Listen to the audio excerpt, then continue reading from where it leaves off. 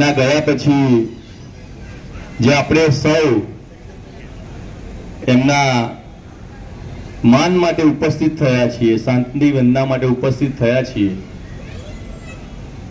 આ દુનિયામાં હજારો માણસ જન્મે છે અને હજારો માણસ રોજ નિર્વાણ પામે છે, પણ એ હજારો માણસ માટે જનરલી આટલી મોટી સંખ્યામાં માણસો ભેગા થતા નથી. અને જેના માટે આટલી મોટી સંખ્યામાં માણસો ભેગા થાય તેમણે કાં તો કોઈ સમાજ માટે કંઈ કર્યું હોય અને એમાંના વંચિત સમુદાય, આપણો દબાયેલો કચડાયેલો જે સમુદાય છે એ સમુદાયને ઉપર લાવવાનો જે રથનો કારવા બાબા સાહેબે ચાલુ કર્યો હતો અને એના જે એક મહારથી હતા તે આપણી વચ્ચે થોડા દિવસ પહેલા વિદાય લીધી છે. અને એના માટે આટલા બધા જ મિત્રો વડીલો ભેગા થયા છીએ તે બહુ ગૌરવની વાત છે.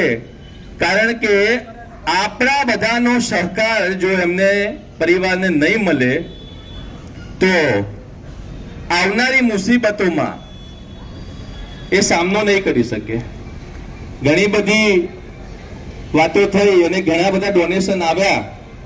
આપણે પણ જ્યારે રવિભાઈ નું નિર્વાણ થયું એ દિવસે કેવી રીતે એમને પૈસા અમુક રકમ પહોંચાડી શકીએ એની એક મુવમેન્ટ ચલાવી. ભાઈએ કીધું કે પે બેક ટુ સોસાયટી નામનું એક ગ્રુપ ચાલે છે અને આ ત્રીજું એવું મૃત્યુ છે કે જે બહુ જ કામ કરવા વાળા મહેનતુ માણસ આપણી વચ્ચેથી વિદાય લીધી છે. એટલે પે બેક ટુ સોસાયટી અને દલિત પેન્થરની જે અપીલ છે, અને અમે કનુભાઈને ફોન કર્યો, બિપિનભાઈને પણ કર્યો હતો કે ભાભીનો કે ઘરનો કોઈનો પણ એક QR મોકલી આપો. એ QR અમે સમાજની વચ્ચે નાખીએ અને ડાયરેક્ટ એમના એકાઉન્ટમાં પૈસા આવે. પહેલી બે વખત અમે જાતે ઉઘરાવીને જાતે આપ્યા હતા એટલે થોડુંક મોડું થઈ જતું હતું ને આ થઈ જતું, થોડું શંકા રહેતી હતી કે ભાઈ પૈસા ને એ બધું. એના કરતા અમે ડાયરેક્ટ એમને એકાઉન્ટમાં જ નાખવાનું ચાલુ કર્યું બધાએ. એટલે લગભગ 40,000 જેટલી રકમ અત્યારના મને જાણ મુજબ અરુણભાઈ જોડે મારે વાત થઈ, 41,000 રૂપિયા જેટલી રકમ એમના એકાઉન્ટમાં આવી ગઈ છે.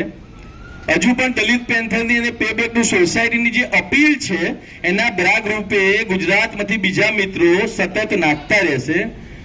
અને એના પછી પણ કદાચ પરિવારને ક્યારે પણ જરૂર હોય તો મારો નંબર રવિભાઈના મોબાઈલમાં છે. તમારે અડધી રાતે યાદ કરવાનું, કોઈ તકલીફ નહીં પડવા દઈએ એટલી ખાતરી આપીએ છીએ. જય ભીમ, જય ભારત.